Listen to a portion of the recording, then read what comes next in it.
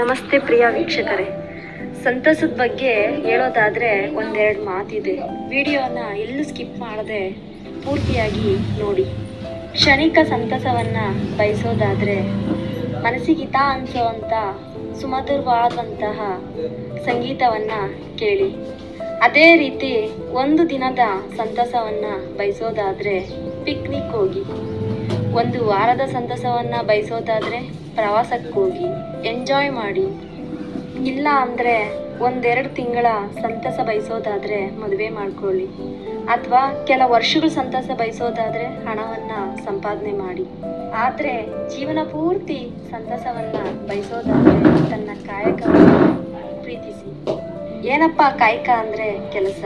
ಆ ಕೆಲಸ ದೊಡ್ಡದಾಗಿರಲಿ ಚಿಕ್ಕದಾಗಿರಲಿ ಪ್ರೀತಿಯಿಂದ ಶ್ರದ್ಧೆಯಿಂದ ಗಮನದಿಂದ ಮಾಡಿ. ಆ ಕೆಲಸಕ್ಕೆ ತಕ್ಕಂತಹ ಪ್ರತಿಫಲ ನಿಮಗೆ ಸಿಕ್ಕೇ ಸಿಗುತ್ತೆ. ಈ ವಿಡಿಯೋ ಇಷ್ಟ ಆಗಿದ್ದರೆ ನಿಮ್ಮ ಫ್ರೆಂಡ್ಸ್ಗೂ ಶೇರ್ ಮಾಡಿ.